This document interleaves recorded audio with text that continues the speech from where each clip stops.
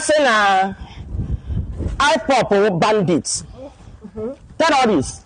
This is an act of terrorism. Thank you. Right? This is banditry. Onye biara were ihe na atụrụ ihe mmadụ ibie ekpekwa aka. No notice, no is a terrorist. Ihe ndị kọrọ na stand charges maka na ọ Nigeria zoo. Kedu ihe ga-akpọ nka? Na Nigeria wo obodo a fellow countrymen ga-asị gị na this is my region, this is my land. It's only in an animal kingdom, in a jungle, where a lion should eat another animal and go scot-free. And now in Nigeria, where a fellow countryman will boldly threaten a whole tribe, is not a terrorist. Although not threatening a whole nation, the Igbo land, he is not a terrorist. He is walking free and has been given an appointment. Asare the Kibo came out in the television to tell us that he was contracted by the federal government to cause mayhem. People like Ikenga did not sit and react to it. Cash did not sit and react to it. Joy Mope, the father of them all, did not sit to react to it. But Nnamdi Kanu's institution, an IPOP that have declared themselves as a peace, they want to get their freedom peacefully. So many of our children have been murdered today because of that. And now this is an extension of what is happening in the southeast because so many people will die out of this. Only the last card there, so Igbo, our governors, ono say lota, our say lota, and our lota there can ala. Mana Igbo bin time I got lota, and I do this here. Stand amara Chineke. Sir, I was at 10 o'clock. Igbo, ekele m ụlọ. Ọlọlọ nneka Chimezie I can ewetara ụlọ ọnọdụ Igbo. Ebe anyị na-egbu abụ na Church Side Complex. Ọnụ hụrụ na anyị post onye the part 1 ebe anyị bịara nene ihe na-emenụ. Ụnụ maka anyị si eme ihe ọbụla anyị na-erepọtụ. Anyị na-eweta ya raw eziokwu dị n'ime ya, no propaganda. So I was na anyị ga-abịakwa tata ka anyị gbazie ndị a metụtara ajụjụ ọnụ ka ha gwa anyị ka ha na ije si wee jee ka ha kọrọ anyị ka ha ji erocha ihe akụtuo gịnị mere ọ na ha enweghị akwụkwọ from government ka ọ na ha nwere akwụkwọ from government. Anyị bịara late ebe a juburu eju n'ụtụtụ ebe anyị kwesịrị ime this conference mana tupu anyị na-abịa ndị mmadụ mmiri ezere ndị mmadụ alasa mana ndị a na-ebe a dịkwa mma onye na-ebe a kịta bụ CSO president as panda anyị ga-agba ya ajụjụ ọnụ nke mbụ ka ọ kọwara anyị ka ha na ije si wee jee na CSO ndewo biko gwa ngwa ụwa aha gị welite olu. Biko nu Afamowo Polinus Ojukwu, CSO of Aspanda. 5 minutes. Association. Biko ọ dụrụ ụbọchị n'izuụka gara aga bi na Thursday ka anyị nọ ofu ndị wee buru katapila wee bịa wee na-akụrịsị afịa anyị gọọmenti property gọọmenti federal gọọmenti nyere anyị ndị steeti gọọmenti wee bịa wee na-akụrie wee na-ajụzi ọ na minuru na federal gọọmenti enwezi light inwe property na state land. Biko ihe tupu ị gaa n'iru anyị ghọtara n'oge eme privatization ka unu nwetara ebe a mgbe president na-eme privatization. Biko unu ọdakwara usoro ndị ọzọ maka na anyị mana mgbe ahụ ka 2004 ka eso wepụ enwe ọtụtụ property federal government ha privatized ọkwa ụta akụnụ chi wee nweta nke unu. Yes, anyị ga n'usoro ese ndị ọzọ si enweta nke anyị ga n'usoro enweta ọfụma. Ọzọ bụ mgbe ọ bidoro rụba approval kedu ebe unu kwesịrị iji nweta building approval or from federal government or from state government? Or from federal government ka esi enweta approval anyị. Okay, enwere iwu nọ na Nigeria n'ụwa nke anyị ma mbụ na enwetacha approval from property federal government nwe ga-agakwa weta ya na property state government nwe no enwere iwu dị otu oke tupu abịa kpọkpọ ihe a enwere ka esi kedu ihe na-akụrụ bụ iwe ha ji wee kpọkpọ ihe a thank you very much onweghị ife mma akọwani si na ihe fa iwe ha ji wee bịa kpọkpọ ife a mana anyị nọ eburu katapila kpọrọ ndị polisi bịa gbaa anyị tia gas tụsịa anyị kurisiwa ife amụmụ anyị ji ego wee rụ enyeghị ụnụ notice enweghị notice enyere ụnụ ịta aka ha ji wee bụrụ nnọọ katapila kpọrọ ndị polisi buru tia gas bịa gbaba ụlọ bịa kụrie ụlọ Igbo bụ Igbo ọ na-anụ ya ịma na anyị na-ebe akwa na Nigerian media so n'ihe na-asọfọketi ndị Igbo o dogo anya na enwere nkata akpara maka ndị Igbo oke mgbe anyị kwere experience this hostility mana Lagos ebe anyị nọ mana ihe niile bụ kemgbe 2014 ruo kịta ma business policies ma iti ego n'ihe eji agba ahịa ma taxes anyị na-ama na ejikwe na-emove forward ọ bụghị aka nke ahụ ejuru na ihe ha na-emezi ugbu a na-abụ ime attack our business, our source of income, maybe to destroy us. Now, in Church Igbo ọbụla ndị isi anyị ma ọ bụrụ na anyị nwere ndị isi nghọta na anyị chọpụtara na enwere form of genocide against ndị Igbo in guerrilla style. Ọ nọ n'ahịa ihe na-eme n'ala Igbo. Mmadụ dịka militant pụtara kwuo na federal government. Igbo bụ Igbo, ekele m ụnụ. Ọlọlọ ndị Ekachimete na-ekwu, a ka na-ewetara ụnụ ọnọdụ Igbo. Dịka ihe anyị na-eme bụ ebe ọbụla ihe mmekpa ahụ na ihe mkpagbu ahụ na-eme ndị Igbo anyị na-aga bịa na-eweta ụlọ eziokwu ka o si eme maka na ihe anyị chọpụtara bụ na Nigerian media ihe ọbụla gbasara ndị Igbo ha na-asọpres ya ebe anyị nọ n'ụbọchị taata ụnụ ga ha ahụ na ka ụmụnne anyị ndị nọ na Spanda nọ na trade fair na-ebegharị akwa dịka eji were katapila na-akụrisi ihe ụmụ Igbo na-arụ na Spanda ụnụ maka ndị a chụrụ enweta Spanda nwa bụ na Obasanjo nyere ha ya mgbe a na-eme privatization ha were ya ebe abụọ ọhịa enwere uru ọbụla mana today ha chọọ na ọnụ ebe a dịka ebe na-eweta nnukwute ego na-akwụ tax na support gọọmenti recently ka anyị bịa hụ na ha afụgo na anyị arụchala ọ na-aga ha na-amịbata nwayọọ nwayọọ anyị nọzire dịka last week wee fụ ka o si efegharị n'anya mmiri fụ ka katapila si na-arị ụlọ ndị mmadụ na-arịtu ya ka anyị ji wetị ka anyị bịakwa ka anyị wetara ụnụ ka o si wee mee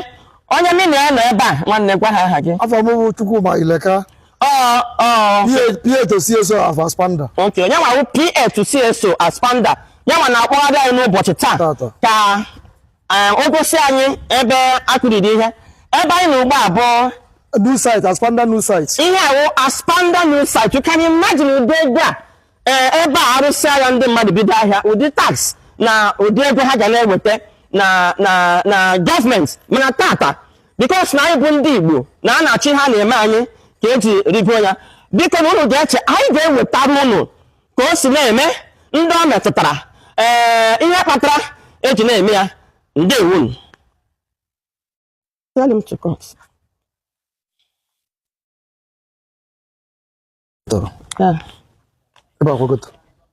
Igbo bụ Igbo dịka anyị si na-agwa ụlọ na mbụ ihe abụcha ụlọ ahịa ndị mmadụ rụrụ arụ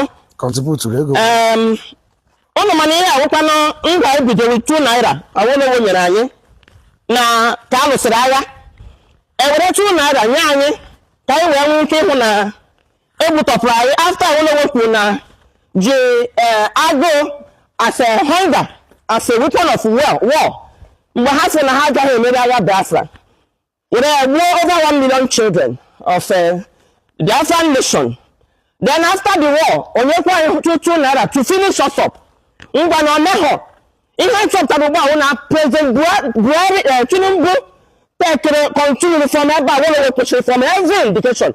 Ihe niile nke ha na-eme o gosi na o continue from ebe Awolowo kwesịrị. Awolowo ga-erote the build up to 2023 election. Amusu, former governor of Ogun State, pụtara kwuo na wepụta anyị nwere ka audio nkata ya na our current president Shetima kpara Shetima wee na vice president tekpa Shetima vice president tekpa wee na-agwa ndị Igbo ba na ha na-agba ndị Igbo nkịtị. And ụlọ n'anya hụ na policy Buhari from now continue to Tinubu even na policy how to strangle Igbo business. Unfortunately, ya na about to back. Maka na ha bụ eti ga ebe na ihe eji eme importation. Ụmụ Igbo bita n'ahịa gị gbakọ na ma ego ejiri gba agba ma nke iji ship abịa na ngwa ahịa abịa bita another one.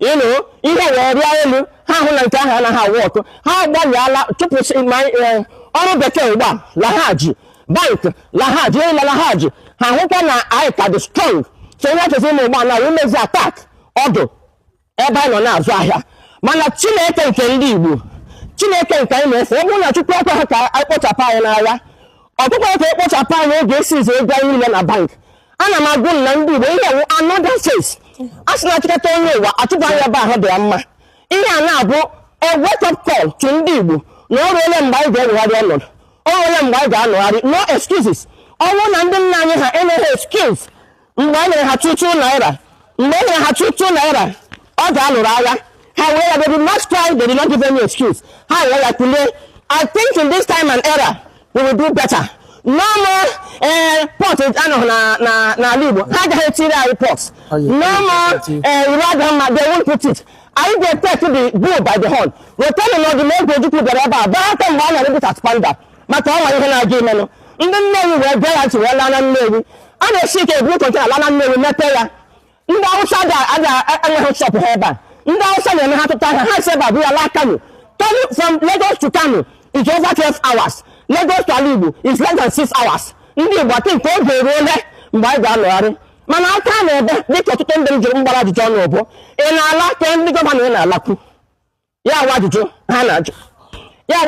ha na-ajụ Igbo bụ Igbo ekele m ọnụ ebe anyị nọ ihe akịta bụ na Balogu market Aspanda ihe awụ plaza learn how mighty this plaza is plaza anụnwa akịta awụ plaza ofu onye plaza nọ na ihe dịka ebe 2 plots of land ya nwekwa plaza anụwa from here gbada line na-ele ha ọnụ na-ahụ ya dị ihe onye nwe plaza anụwa na dị hospitalized ọ nọ n'ụlọ ọgwụ this plaza nọ almost 1 acre of land ya na-agbada ihe a na-enete dị wee kọọ plaza enwere ike onye a na-adị ego na bank wee rụọ ihe a ọ na-eso na ihe abụrụ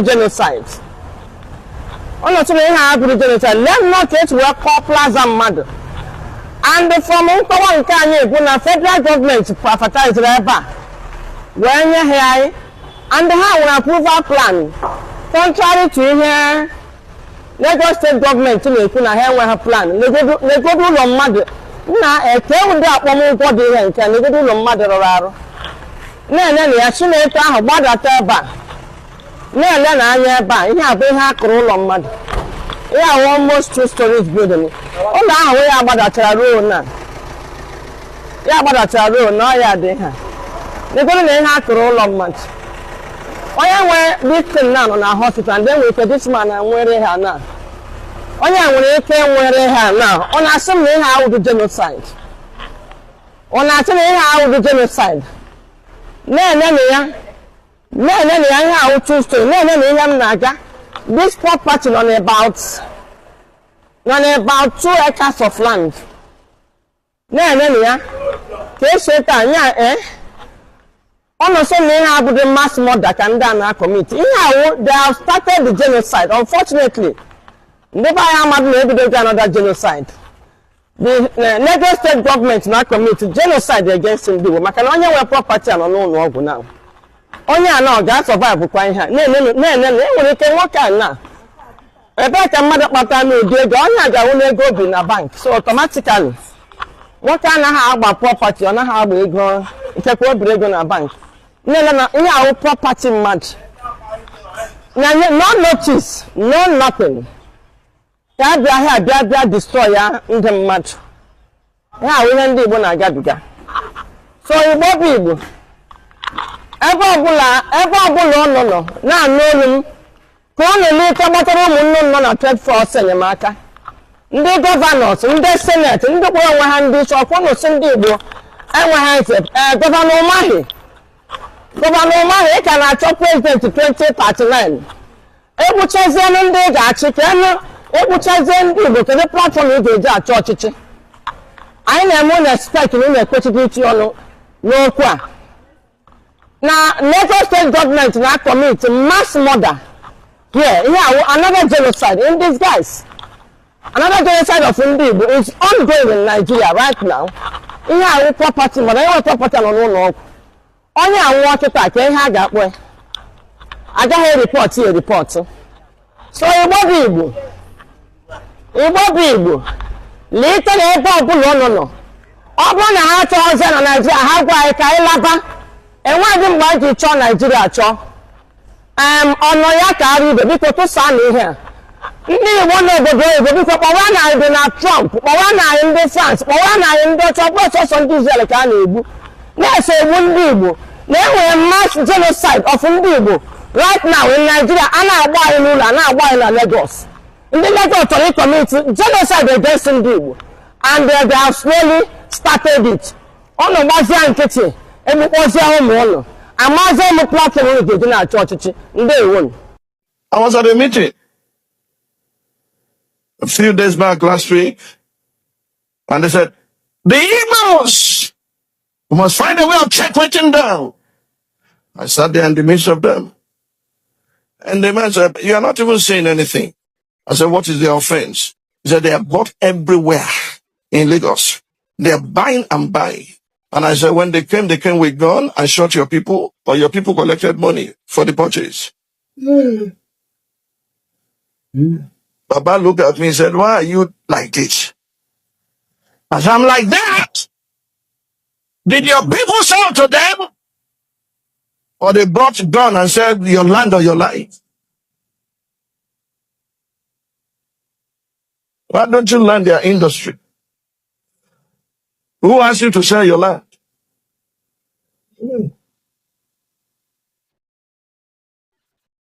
That was the end of the meeting.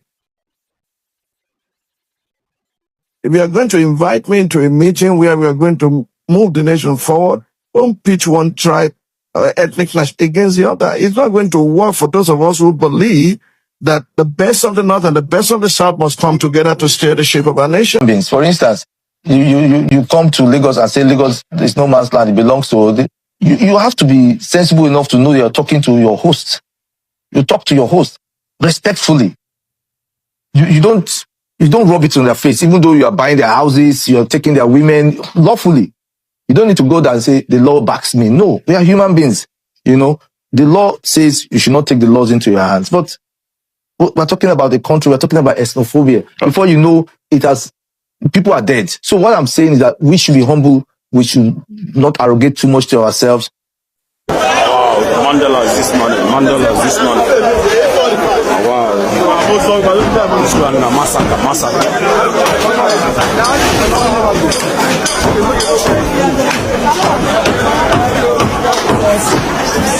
These people know the laugh for today being Monday. 28, I really waiting 28 September. Hello? Yes, update.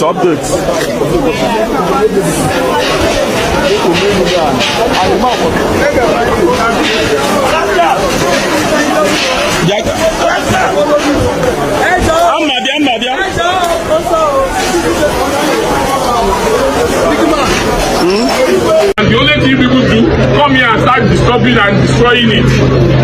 This is Lagos State, and you must all comply with the rules and regulations. I'm giving you 2 weeks.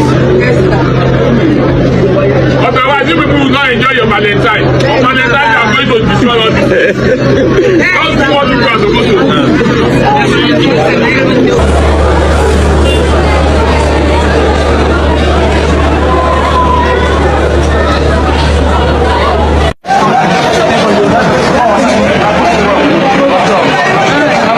If you're an Igbo man living in Lagos, Abuja, anywhere, go home and build your house in peace. Wait a minute. My name is Kevin Black. You can call me Chief Amuneke. Listen carefully to understand my point before you make a comment. Ex-footballer, Nigerian footballer, Emenike said something that got everybody thinking and got somebody like me thinking, and I decided to come out here so that we can discuss it, have that conversation. In several occasions, a few buildings seen, not allegedly, destroyed in the name of it is being constructed along your drainage system, blah, blah, blah, blah, blah. This very particular one that came up yesterday that Emenike spoke about, he said that this place was formally approved by Lagos state government, and all of a sudden, this is brought down. That's not, I don't know much about the story. From where I saw it is written as allegedly. I don't know, but I just have a piece of advice for most people. First of all, the country we are in, there's nothing to hold on to. That you have this land, you have this house, where, especially where you are a stranger, we all claim to be one Nigeria, but we know what happens, especially when it involves politics and tribe. But in a real sense, the best thing you can do for yourself, go home, build, develop your place. As I am now, I cannot make a comment based on policies. Because during the time of Obasanjo, we voted a lot of Yoruba people against even our Igbo brothers that year. But you can see the very first time somebody like me now came out and say, I want to vote for P2B, I cannot make a comment. That is to say that to some, you are not even welcome. You are not part of the country. If I make any comments because I'm displeased, maybe by the way the government is going, if I make one simple comment, the next thing you say is go back to your east. Go back. You think about it, and you think you are being rational. Go back to your east. What has going back to the east got to do with the Nigeria that belongs to everybody? This is a story for another day. The topic of this video is to tell my Igbo brothers that you have a choice to go to your Anambra, go to your Enugu, go to Ebonyi, go to your Imo state, go to anywhere. Build. It is cheaper. It is easier. Everything, you have all the advantages to build there. Forget, you may not get the whatever quick money everybody is making and stuff. If you have business here, it's fine. Stay on rent. Go back and develop. Because there's no security in whatever you're buying here. A lot of people are clouded by envy, jealousy and stuff. And we've seen these things happen. I'm not inciting any war, but it's not a bad comment to say, go home and build, develop your cities. Emenike, as big as it's been, crying. Imagine some people that are nobody. Who do you want to go to? Houses, people crying. You see, you watching your houses, they are bringing it down. No, if you come out and say anything, they tell you go home. Why don't you go to you? I'm not a tribalistic person. The first set of people that I set up here, when I started content creating, the closest people I had were, two of them were Yoruba. Guys, they know what I'm saying. People that know me that time, they know. Most of my neighbors are Yoruba people. We don't ever have issues. We don't have issues. So if it's not about tribe. If you make any comments now against government, you are going to see like about 5 comments telling you, go back to your east, go back to your east, go back to your east, go back. If you click on those accounts, you realize that most of them are ghosts. You won't see their pictures, you won't see anything. I don't know who is mobilizing them and stuff, but you know there's jealousy and envy that is being incited somewhere and mobilized to the internet, mobilized to the politics that does not favor the common man. The advice is very straightforward. Go back to your place. Stop building where you have no security that this is yours. It's a personal opinion. For those of you who say I cannot live here, maybe by chance we might have our own seaport, and maybe in the east, and there will be no more stress, no more people trying to come and squeeze living in the name of where we will have access to buying things or shipment and all of that. Maybe if that happens, it's going to reduce it. Do your business. It's okay. Let me even clear some people that say there are people are trooping in Lagos here because somebody built it to the standard. Go to the localest. Is that English like that? Go to the localest place in Kogi State or in the north. Even that Bonu, you see Igbo man with a shop. Very local. Go to inside the dorm. You see Igbo man with shops. They have more shops in every part of the country. This message is particularly not for Yoruba of us. I'm advising and encouraging my brothers. Go back home. Invest your money wisely. Build where you have the security. You go and build in Enugu. You have your document, have everything. It's yours. So boy Kevin Black. And I think that we should refrain ourselves, whatever may be the level of provocation, from referring to a Nigerian as a refugee or as an immigrant in his own country. The Constitution of Nigeria, Chapter 4, dealing with fundamental human rights, says as a Nigerian, you can live anywhere. So this indigenous settler thing has to come to an end. And those who are going on social media referring to Igbos as immigrants in Lagos should know that they have a right to be in Lagos. Just as, where is that your village? Oh, okay, you are from I'm from Lagos Island. Okay, she is the one. Former Labour Party presidential candidate Peter Obi has criticized the demolition of commercial plazas at Lagos State's Trade Fair complex, alleging that the exercise violated due process despite traders holding valid approvals. The demolition carried out by multiple agencies, including the Ministry of Physical Planning, Lagos State Building Control Agency, Lagos State Urban Renewal Agency, and the Lagos State Physical Planning Permit Authority, targeted structures in the Ojo local government area. Peter Obi visited the Auto Spare Parts and Machinery Dealers Association section of the market on Tuesday alongside several lawmakers, including Senator Hinaya Abaribe of Abia South and Senator Victor Ume of Anambra Central. He commended the affected traders for their restraint in the face of their losses. I've complained consistently all over the country. This is not a time, considering how difficult things are in this country, that such a thing should happen. At a time, most of the people who build this have borrowed money from bank at high interest rates. The business is no longer the way it is. It is at a critical time. You cannot do this now in this country. So it's happening at a time nobody would have dared do such a thing. And I urge the traders, let them exercise patience. We hear everybody's going to work together to see that such does not happen again, and that what happened here, like they said, they will get to the root of it, and I'm sure they will get to the root of it. Has fired back at Peter Obi over his criticism of the trade fair complex demolitions, accusing him of misleading Nigerians about the legality of the affected structures. In a statement released on Wednesday by Benga Omotosho, Commissioner for Information and Strategy, the government insisted that the demolished buildings had no valid permits and that the traders were misleading the public about their documentation, adding that they ignored opportunities to regularize their documents during the amnesty declared last year.